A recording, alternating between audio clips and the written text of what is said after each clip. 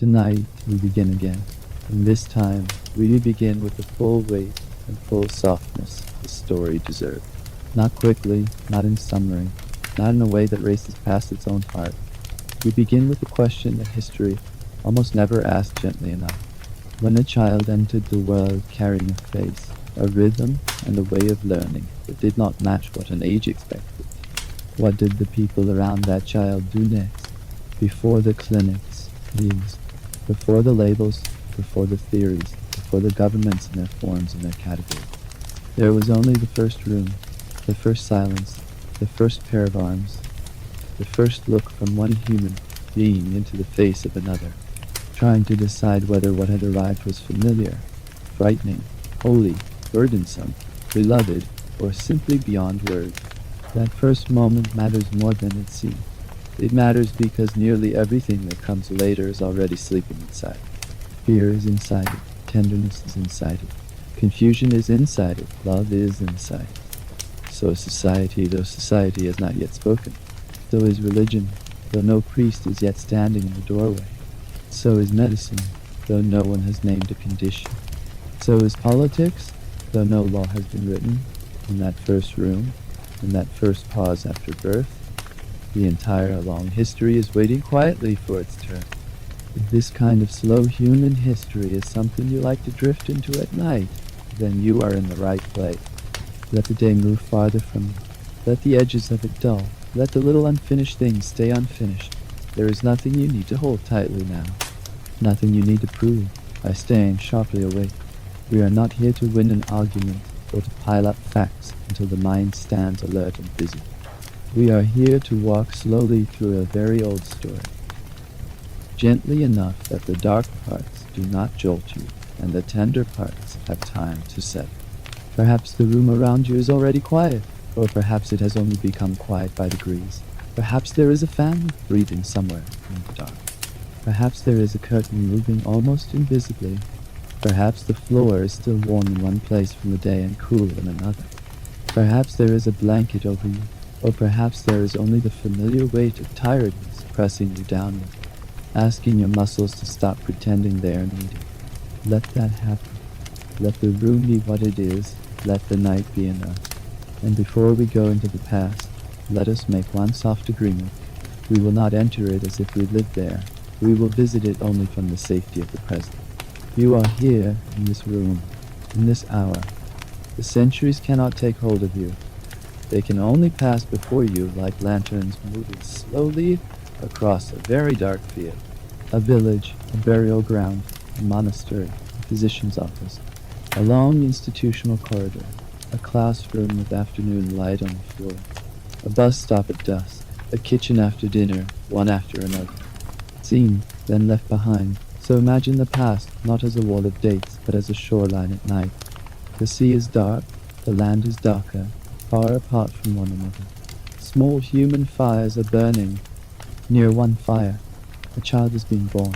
Near another, a meal is being served. Near another, a family is worrying in silence. Near another, someone is being buried with care. Near another, a doctor is writing something down that will change how a whole era thinks. Near another, a mother is folding a letter with trembling hands. Near another, a young adult is stepping into public view after generations of invisibility. The fires are far apart, but they belong to the same coast. That is history, not one bright light, but many scattered lights, held across time by human hands. People with Down syndrome have always been on that shore. That is the first truth, and it is not a small one. They are not a modern issue created by modern medicine. They are not a recent anomaly. They are not a footnote produced by improved diagnosis. They have always been here, as surely as anyone else has always been here. The names changed, the frameworks changed, the fears changed. The systems changed, the justifications changed, but their presence did not wait for science to begin. Their lives did not begin when textbooks began. This matters because official history is poor at remembering quiet lives. It remembers crowns better than cradles, wars better than households, decrees better than routines. It remembers those who commanded and built and conquered and wrote. It does not by instinct, Remember the child who needed more time, the sister who stayed beside him, the mother who learned a different rhythm, the neighbor who looked away, the monk who noticed patience came more easily in the garden than in the chapel, the nurse who chose kindness in a place built for management, the father who stood too long outside a locked gate after handing his child over. These lives are not absent because they were small.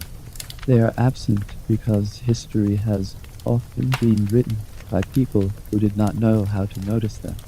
But the earth notices the earth from time to time, keeps what institutions forget. Archaeology does not tell long emotional stories, but it tells enough.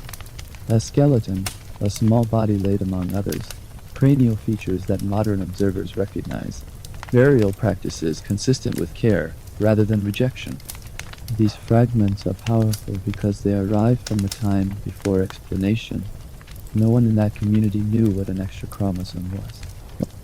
No physician had produced a paper, no government category existed, and yet a child who appears to have had what we would now call Down syndrome was placed in the ground with the same seriousness given to others.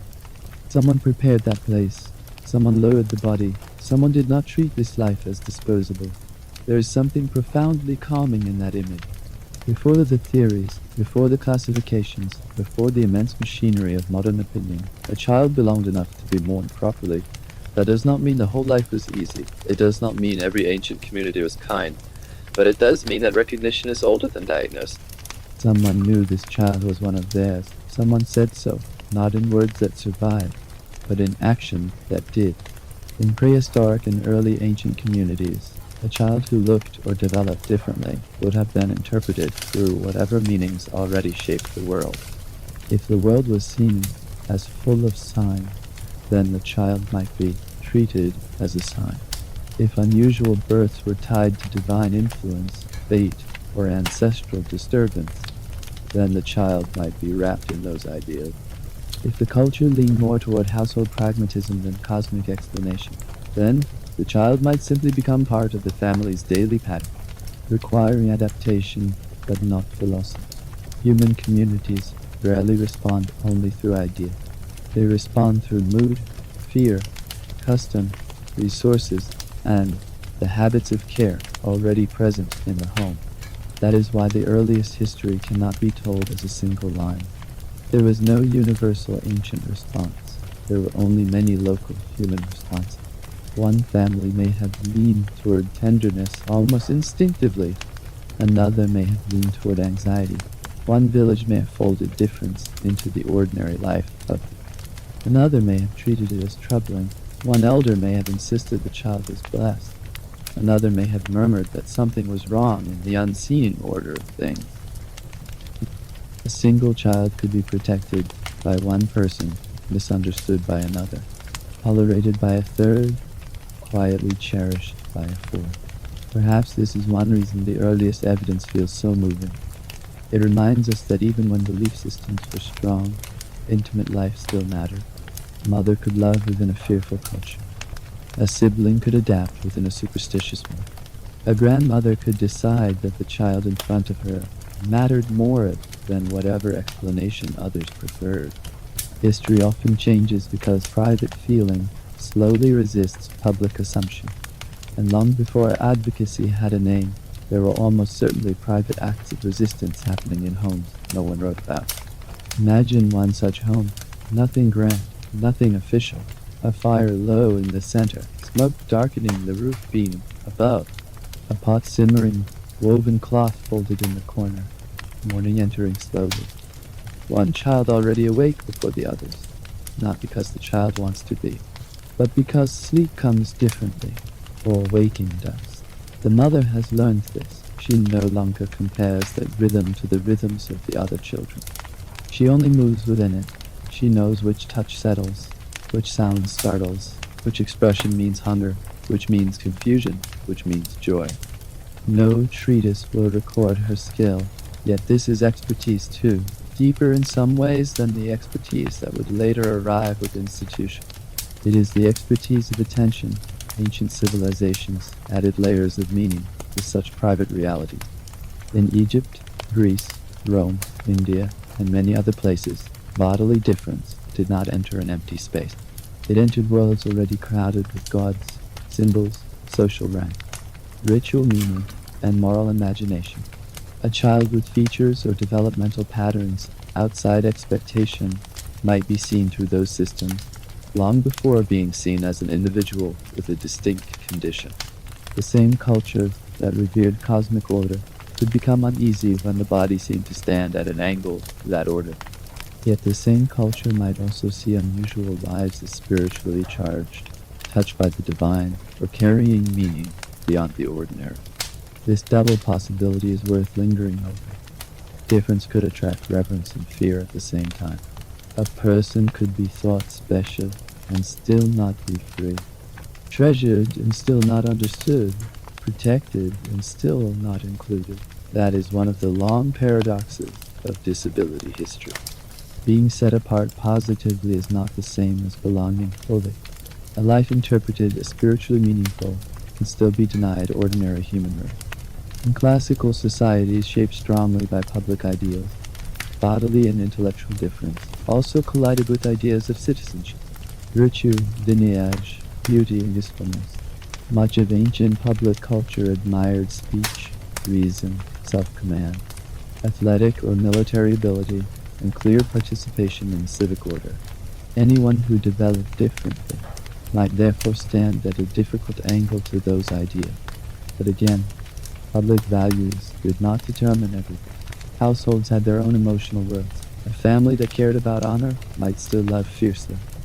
A parent troubled by gossip might still refuse abandonment.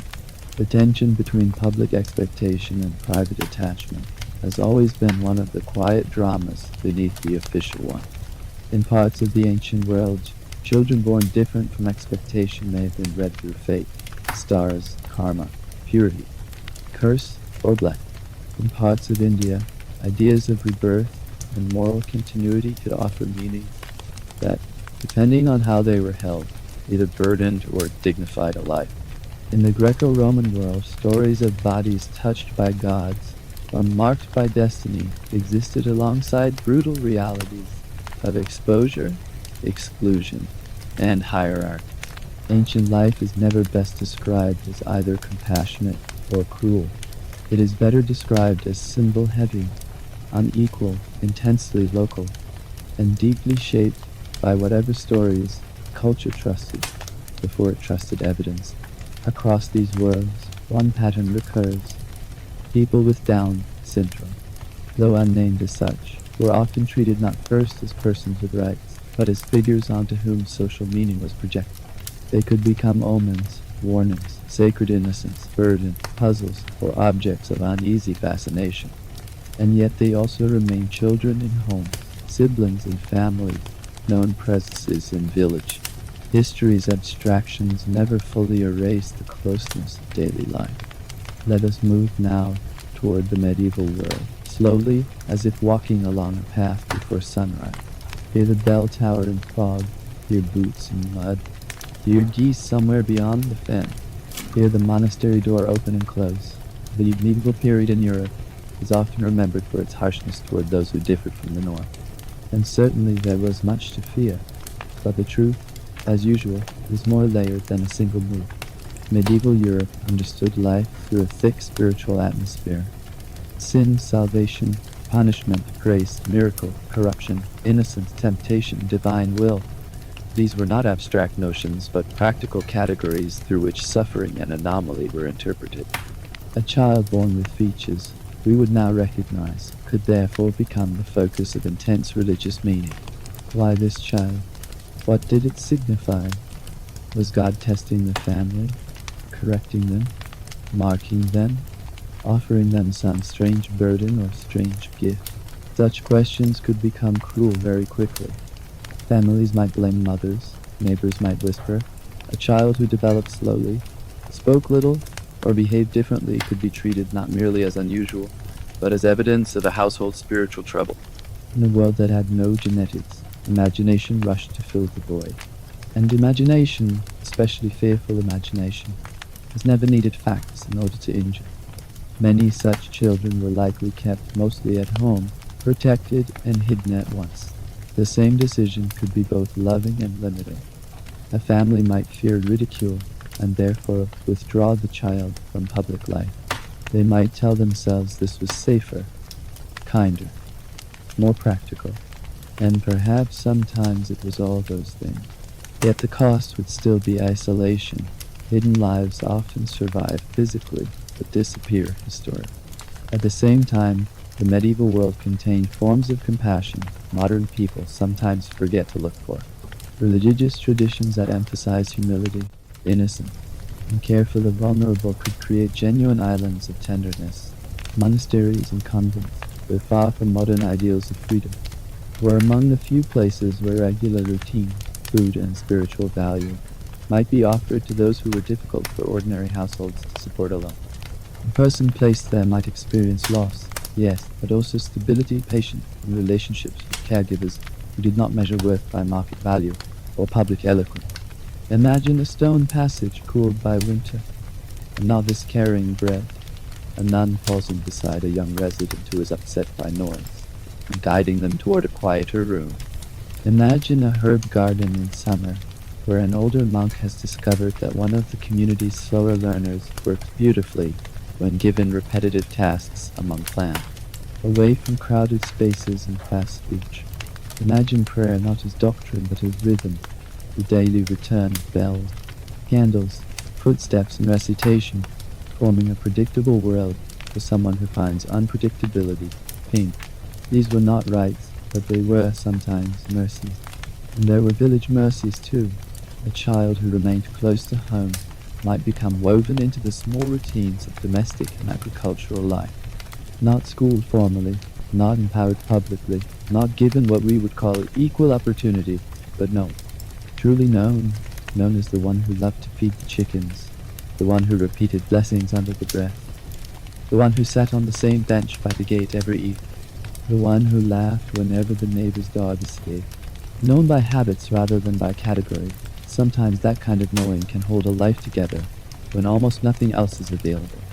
Still, to say this is not to soften the age too much. Medieval care often stopped where full inclusion would have begun. A person could be treated gently while still never being regarded as a full participant in social, legal, or intellectual life.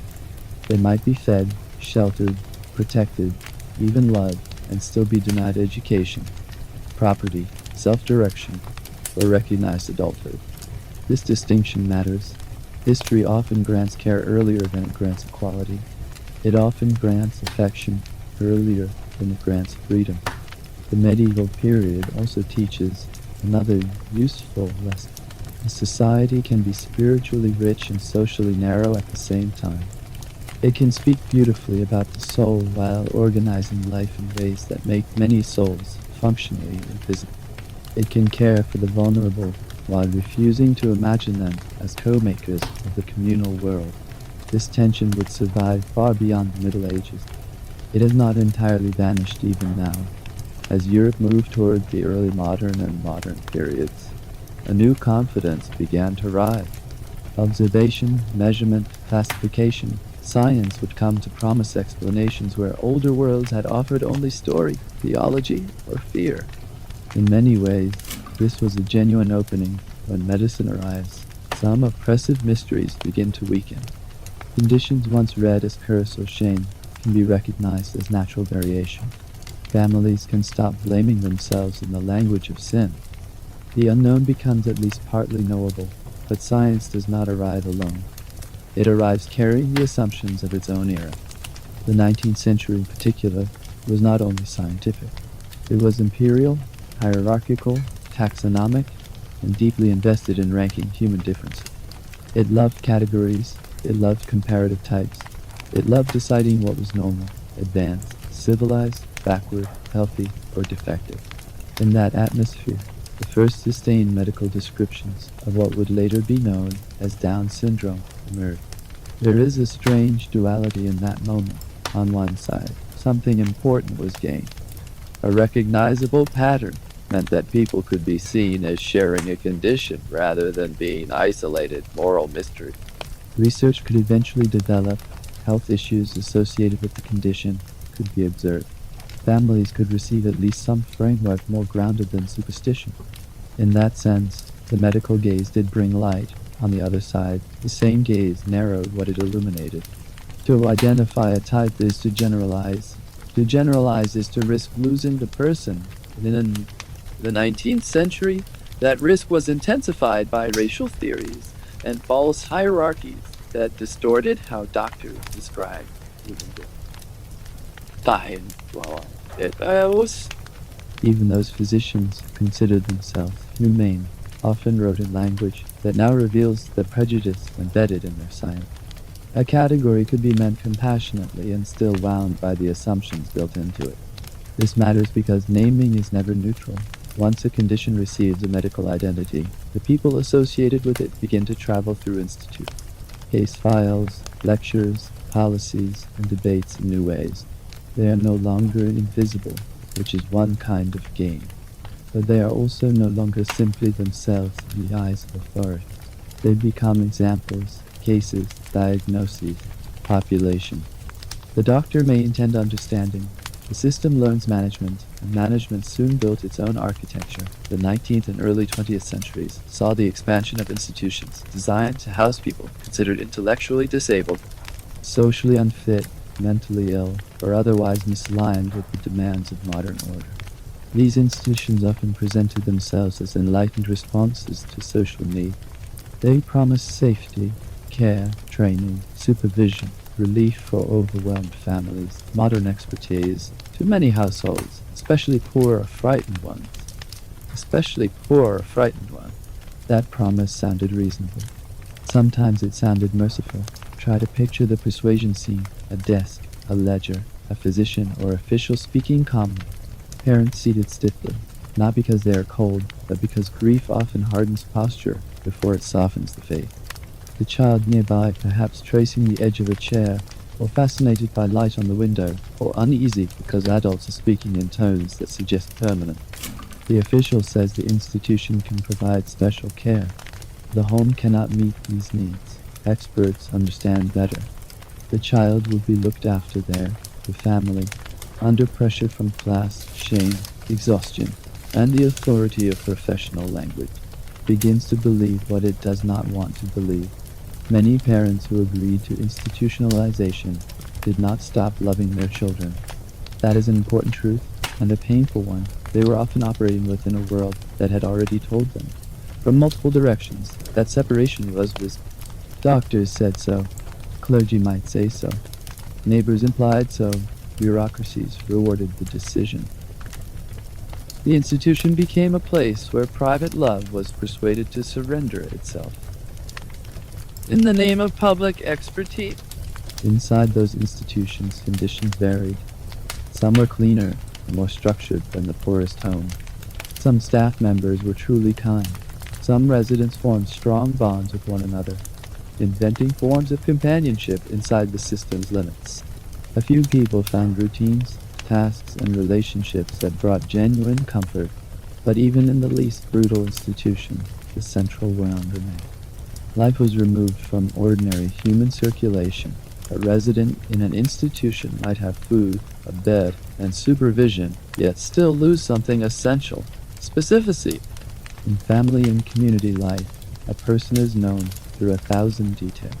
The way they wake, the foods they refuse, the exact phrase that soothes them, their favorite coat, their fear of thunder, their pride in wiping a table well, their habit of singing part of one tune and never finishing. These are the textures of personhood. Institutions, especially large ones, flatten such textures under schedules, staffing limits, and collective management. Imagine a long corridor, doors repeated at equal intervals, the smell of soap, steam, and old building, voices rising together because privacy is thin, clothing marked by institutional ownership rather than personal taste, a timetable on the wall, meals by bell, sleep by rule, visitors at regulated hours, behavior recorded, progress described in reports, residents lined up, names becoming paperwork. In such a world, even kindness can become procedural. Even care can become abstract. The most haunting feature of institutional history is that its harm is often quiet. Not always. There were places of cruelty, neglect, assault, and terrifying indifference. But even without obvious drama, a life can be deeply diminished by years of being managed instead of known. Years without ordinary neighborhood life, without the untidy education of community, without real choices, without the chance to become adult in public, without the right to be more than one thing at once. Some of history's sharpest losses are not events but absences. Absent privacy, absent friendship outside the institution, absent chances to fail and recover in the real world, absent work that matters to others, absent the dignity of being expected somewhere, absent the simple friction of ordinary life. Institutions often remove people from the world, and then use the results of that removal as evidence that the world could never have included them anyway. That logic was cruel enough on its own, but it became far more dangerous when eugenic ideas spread. Eugenics did not create the fear of disability. What it did was refine that fear, arm it with scientific vocabulary, and make it administratively ambitious. It transformed prejudice into policy. It made contempt sound rational. It gave old anxieties about dependency and difference the clean appearance of progress. Under eugenic thinking, people with intellectual disabilities were no longer merely pitied or segregated. They were framed as biological threats, hereditary burdens, costs of the state, contaminants of the future. This language mattered because it shifted the state. Once a society begins thinking of a group not simply as inconvenient, but as dangerous to collective well-being, all kinds of control begin to look responsible. Sterilization becomes responsibility. Confinement becomes hygiene. Exclusion becomes planning across multiple countries. Sterilization laws and policies targeted people judged unfit, including many with intellectual disabilities. The language of these policies is often so calm that its violence becomes even clearer.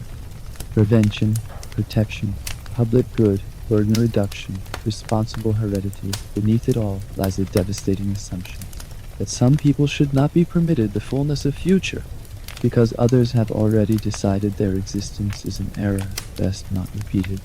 For people with Down syndrome, this did more than attack bodily autonomy. It reshaped the meaning of adulthood itself, to deny someone the right to imagine family life, to parenthood, to sexual agency, to relational future, is to say that their life should remain permanently managed by others.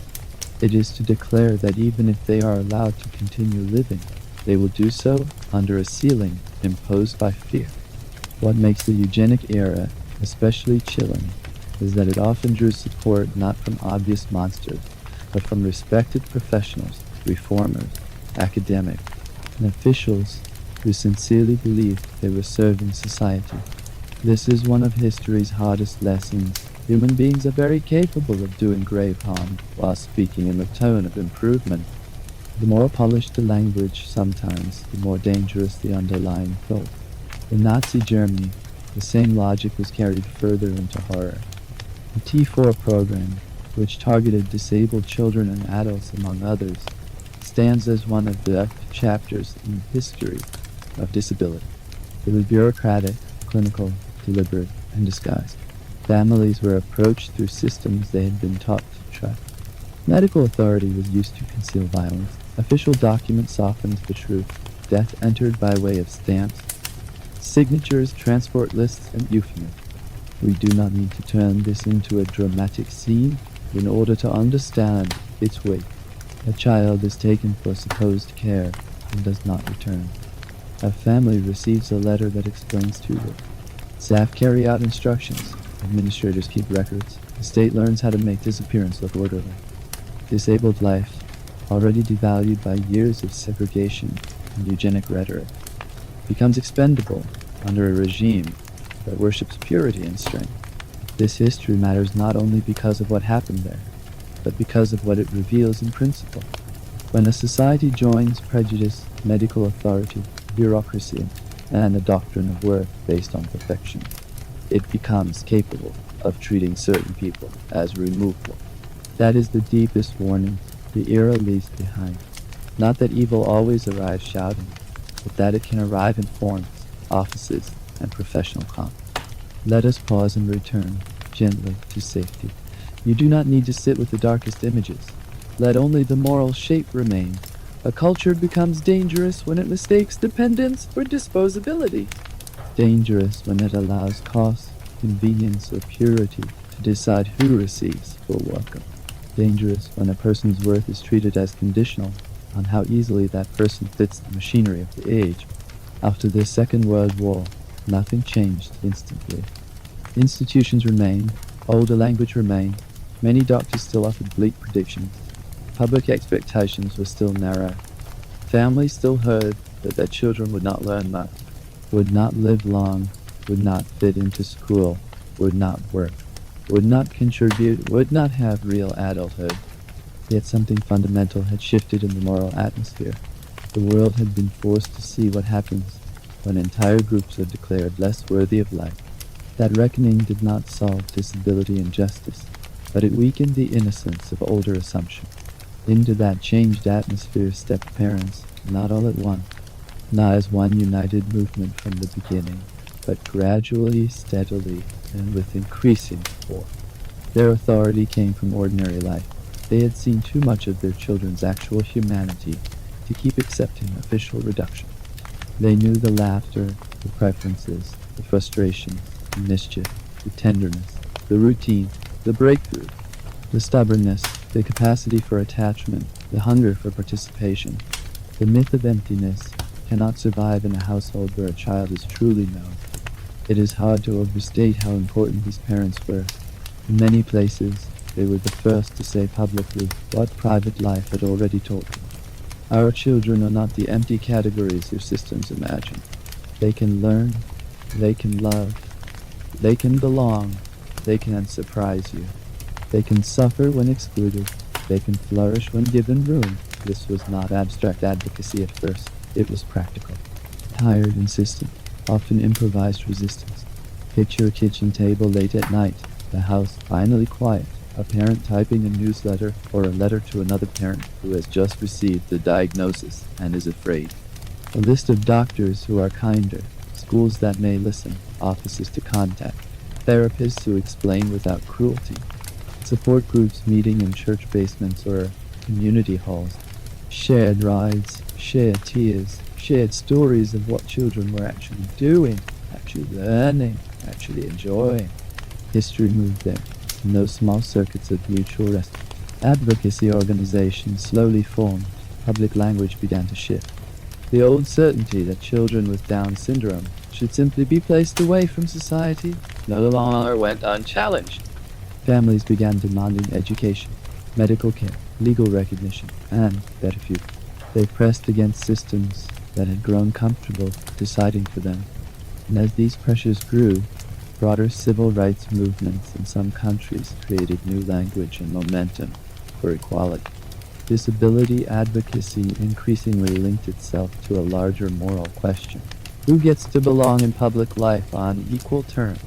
Schools became one of the central battlegrounds and one of the central hopes. When children with Down syndrome entered classrooms previously closed to them, more changed than curriculum. Classrooms shape social memory. A child who grows up alongside a classmate with Down syndrome does not have to invent disability later from stereotype. There is already a real person in that memory. A person who laughs, sulks, tries, struggles, improves, resists, sings, forgets, insists, and belongs. Imagine a classroom in the 1970s or 80s. The walls carry paper shapes and faded maps. There is chalk dust in the air. Sunlight comes in at an angle late in the morning. A child with Down syndrome is working through sounds more slowly than the others, but not outside the room anymore. Inside it, the teacher is learning to wait. The aides are sometimes helpful and sometimes underprepared. Some classmates are kind, some are impatient, some do not know what to make of difference at first. But over time, ordinary familiarity begins doing what official theory could not. It dissolves certain myths, simply by keeping everyone in the same group. Inclusion, of course, was and remains imperfect. A child can be present in school and still be underestimated, included in the building and excluded from the deeper life of the classroom, welcomed in theory and neglected in practice, Yet even imperfect inclusion altered the social landscape. It said that children with Down syndrome were no longer to be hidden automatically away. It said that the public world had obligations of adaptation. It said that the problem was not only the child, but the structure around the child. Teachers, too, were changed by contact. Some discovered reservoirs of patience and imagination they had not needed before. Others revealed how poorly prepared systems were to support genuine inclusion. When adaptation failed, the old belief that these students were simply unteachable could reappear quickly. But when adaptation worked, something very important became visible. Ability is relational. It grows or shrinks depending on the environment, the support, the pace, the expectations, and the willingness of others to keep trying. Outside the school walls, visibility widened more slowly but significantly. Documentaries, television segments, newspaper features, community events, and later digital media all helped place actual people with Down syndrome into public view. That mattered because invisibility had long allowed the wider culture to imagine almost anything. Once real faces, voices, gestures, and lives entered public circulation, stereotype had less empty space in which to grow. But public visibility came with its own distortion. Often society preferred a narrow emotional script. The person with Down syndrome, sweetness, innocence, inspiration, uplifting example. These portrayals could be kinder than old stigmas, yes, but they could still flatten. To be publicly lovable is not the same as being publicly equal. People with Down syndrome, like anyone else, have ordinary complexity. They have moods, annoyances, contradictions, privacy, desire, anger, pride, fatigue, ambition, a full selfhood that should not need to remain charming in order to be respected. By the late 20th century, medical care also began changing expectations more profoundly. Heart surgeries improved, pediatric care improved, speech therapy, occupational therapy, physical therapy, and early intervention became more available in many places. Families were increasingly encouraged to expect development rather than only limitation. Survival rates improved, life expectancy rose, the future lengthened. This shift from shorter, constrained expectations to longer, more open ones was a quiet revolution. Once children with Down syndrome were expected to live into adulthood in larger numbers, society could no longer pretend that childhood care alone was the whole question. Adulthood entered the frame, work, housing, friendship, romance, independence, supported living, aging, grief, long-term health. The arc of life widened, and with it widened society's responsibility. Supported employment programs opened doors in some places. Adults with Down syndrome began working in shops, offices, hotels, restaurants, libraries, community centers, and many other environments. These jobs did more than provide money. They created routine, public presence, responsibility, and recognition. A person known by customers or co-workers occupies a different place in the communal imagination than a person known only through diagnosis. There is dignity in being expected, in being asked, "Where were you yesterday?" in having a name on a schedule, in someone noticing that you arrange the shelves a certain careful way, or that you greet regular visitors warmly, or that you remember small details others forget.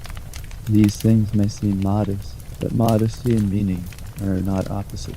Still, work can also expose the limits of inclusion. A person may be celebrated in publicity materials and still be underpaid, welcomed in social language and still denied deeper advancement or decision-making, spoken of affectionately and still not spoken to as a full adult. This is one of the central tensions of modern disability life.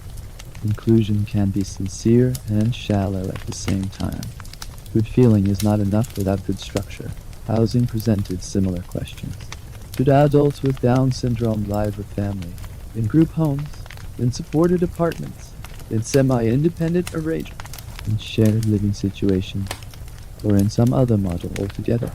There is no single correct answer because there is no single person with Down syndrome. Needs, preferences, capacities, risks, and desires vary widely. A humane society does not impose one script. It builds options and respects individuality. That respect must include the right to complexity. Some adults want more independence than their families are comfortable granting. Some need more support than advocacy slogans make easy to discuss. Some are deeply social. Some prefer routine and familiar spaces. Some thrive with work. Some struggle to find stable opportunities. Some dream of partnership. Some are content in other relational forms. Some experience serious health problems that shape every practical decision. To honor adult dignity is not to pretend all lives look alike. It is to refuse reduction. Romantic and intimate life belongs here as well. History has often swung between two false views of disabled adulthood, the tragic and the childlike. One says such lives are too burdened for love. The other says they are too innocent for desire. Both shrink the person. Adults with Down syndrome can experience attraction, heartbreak, devotion, longing, jealousy, tenderness, privacy, and the wish to build a life with another person. These realities should not be sensationalized nor denied. They deserve the same seriousness and respect given to anyone else's intimate life. By the early 21st century, representation in public culture broadened further. Models, actors, advocates, students, athletes, artists, and public speakers with Down syndrome appeared in ways that would have been almost unimaginable to previous generations. These appearances mattered symbolically, but also practically. They widened what others could imagine. They allowed children and adults with Down syndrome to see versions of themselves reflected back from public life, instead of only from medical pamphlets or family circles. Yet even these welcome changes should be held carefully. The danger is that the visible success story becomes the new requirement. The graduate, the celebrity, the inspiring employee, the person whose public value can be easily narrated. Those stories are meaningful, but they should not become the price of recognition. A life does not need to be exceptional by mainstream standards in order to be fully worthy. The adult who works part-time, needs extensive support, loves routine, gets overwhelmed easily, and lives a quiet neighborhood. Life is no less within the dignity of the human story than the one who steps onto a stage. Modern debates around prenatal screening bring many of these themes into sharp relief. Scientific advances can provide information earlier than ever before, but information is never delivered in a social vacuum. A diagnosis arrives wrapped in the culture around it. In a society where support is uneven, services are thin, schools remain inconsistent, and adulthood with disability is still often imagined through fear or burden. The meaning of a diagnosis will be shaped by all those things. Medicine speaks, but culture speaks through medicine. This does not make the decisions families face simple. It makes them more deserving of compassion and fuller context. A truly humane system would present not only medical facts and potential challenges, but also realistic pictures of community, support, education, adulthood, and the varied forms a good life can take. Without that fullness, fear expands to fill the empty space. And still, it is equally important not to swing from one distortion into another. Life with Down syndrome is not a perpetual inspirational pursuit. It can involve serious difficulties, health concerns, dependence, exclusion, frustration, social misunderstanding, family strain, personal sadness. To say every life has worth is not to deny challenge. It is to refuse the old error of letting challenge erase worth. This is where modern inclusion often still fails, not always in open hostility, but in tone, in lowered expectations, in babying adults, in speaking about someone rather than to them, in assuming perpetual childhood, in offering token visibility while leaving deeper structures unchanged, in celebrating inclusion on special days while making ordinary days exhausting, in praising families as heroes while failing to fund the supports that would let them breathe. A good society is revealed in ordinary infrastructure. Does respite care exist? Are schools supported enough to include meaning? Are adults offered real choices about living arrangements? Do healthcare systems communicate respectfully? Are workplaces adaptable? Are transport systems usable? Is aging with disability planned for? What happens when the parents who carried the fight for decades can no longer carry it? These are not glamorous questions, but belonging is built from them. This brings us to another crucial modern chapter: aging.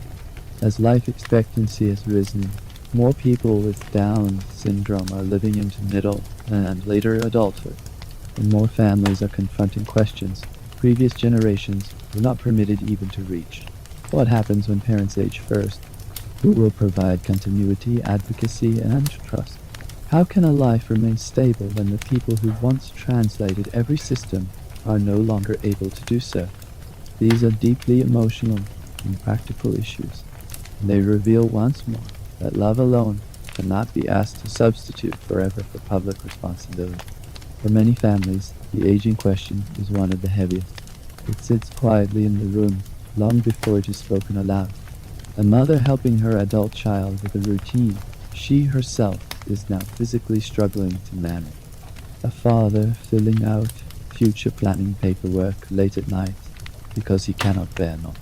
Siblings trying to understand what role they would play. All of this belongs to the ongoing history too. It is not outside the story of how societies treat people with Down syndrome. It is one of the newest tests of whether that treatment has genuinely matured. Another test lies in tempo. Modern life rewards speed, adaptability, and polished self-presentation. It is impatient with repetition and awkwardness. It prefers those who can move quickly through systems designed around hate.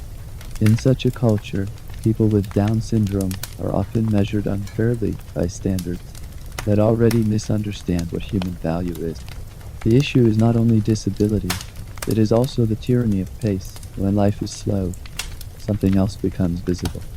A repeated phrase can become comforting rather than inefficient. A small achievement can shine more brightly because someone has truly waited for it. Routine can feel dignified rather than narrow. Presence can deepen. This should never be sentimentalized into the claim that disabled people exist to teach moral lessons to everyone else. But it is fair to say that lives lived at a different pace reveal how much of so-called normal life is built around anxiety disguised as efficiency. Many people who live close to someone with Down syndrome describe a particular kind of warmth, emotional directness, or ground. These observations are not universal truths and can become stereotypes if handled carelessly. Yet they point towards something important in a culture that worships performance. Any life that draws attention back toward relationship, repetition, sincerity, not because such lives are magical, but because they expose what the rest of the culture has neglected. Seen across the centuries, the treatment of people with Down syndrome becomes a mirror for civilization itself.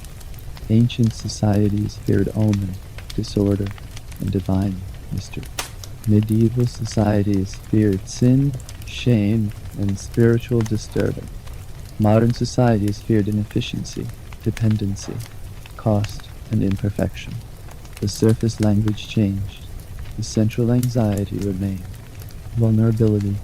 Human beings have repeatedly struggled to make full room for lives that remind them how fragile and interdependent all life really is.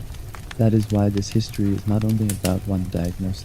It is about what a society worships. If a society worships perfection, disabled people suffer first. If it worships purity, they suffer. If it worships speed and measurable productivity, above all else, they suffer.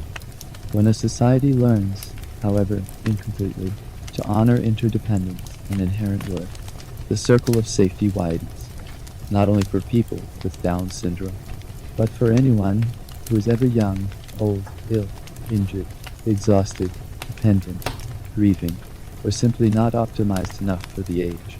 Perhaps this is the hidden human loop beneath the whole story. The way we treat people with Down syndrome reveals how safe our idea of humanity really is. If worth must be earned through intellect, independence, efficiency, and ease, then eventually most of us will fall outside it. But if worth is present before achievement, before speech, before productivity, before convenience, then the circle becomes roomier and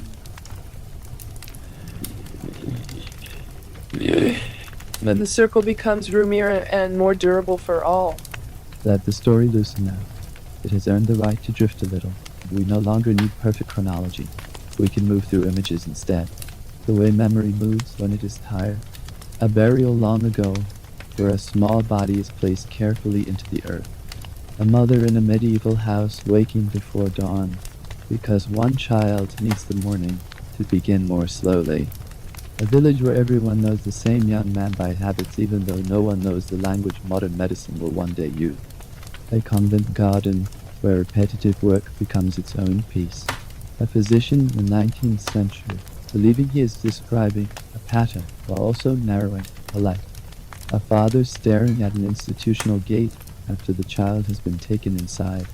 A ward where someone lines up beds and someone else quietly tucks in one blanket more carefully than duty required.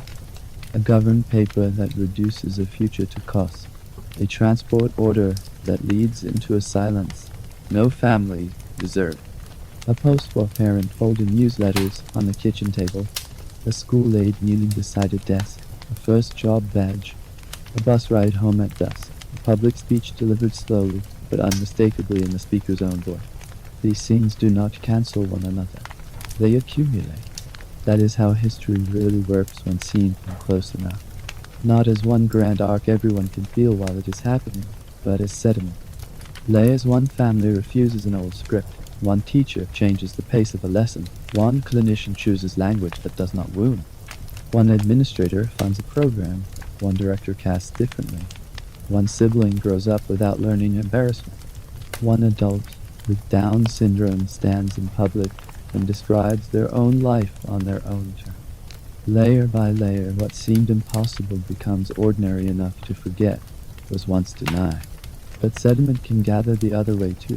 One budget cut, one institution closed without enough community support built in its place, one patronizing conversation, one employer who smiles but does not promote, one inaccessible transit route, one exhausted mother without respite, one public narrative that treats inclusion as sentiment instead of structure. Progress does not protect itself. It must be remembered into being, practiced into being, funded into being. That is why even in a soft story, it matters to remember the shadow. Not to intensify the night, not to keep you awake, only to keep our tenderness honest. If we forget the centuries of hiding, misnaming, institutionalization, sterilization, and selective welcome, then modern acceptance becomes thin, congratulatory, and fragile. Better to remember enough that gratitude remains grounded and vigilance remains gentle. Now let us descend once more to the smaller scale, because every broad principle eventually lives or dies there. In the room, in the tone of voice, in the decision to wait for an answer, in whether a person is addressed directly, in whether support is offered before distress becomes collapse, in whether an adult is treated like an adult, in whether a school adapts without resentment, in whether a diagnosis is delivered with breath instead of fear, in whether a community leaves room before being forced to. Civilization, at its truest, sounds less like a speech than like patience. It looks less like a monument than like a chair placed where someone needs it, a timetable adjusted, a hand not rushing, a bus driver remembering a name, a doctor explaining without shrinking, a teacher refusing to lower expectation with condescension, a co-worker learning the right pace, a policymaker understanding that support is not generosity but justice. These are not dramatic enough for history books most of the time, yet they are the actual architecture of welcome. There is something restful in that realization. A better world need not arrive as spectacle. It can arrive quietly, through repetition, through a family no longer being left alone, through systems that stop assuming exclusion is easier, through the slow replacement of fear with familiarity, pity with partnership, management with relationship. People with Down syndrome have lived on both sides of that replacement. They have been feared, romanticized, hidden, studied, confined, sterilized, mourned, advocated for, included, underpaid, celebrated, patronized, listened to, and loved. They have moved through ancient households, monasteries, medical papers, institutional wards, classrooms, workplaces, stages, apartments, family kitchens, public buses, hospitals, and quiet bedrooms. They have never been outside the human story, only outside, for too long, the full hospitality of the societies telling that story. If morning comes, and you remember only one thing, let it be something small enough to survive sleep. A life does not need to be efficient in order to be worthy. It does not need to be easy to include in order to deserve inclusion. It does not need to impress a culture before that culture makes room. It arrives already carrying worth. The work of society is not to decide whether that work exists. The work is to build around it faithfully, and because sleep does not love a hard conclusion, we will not close the lid too tightly tonight. We will let the story fade at the edges.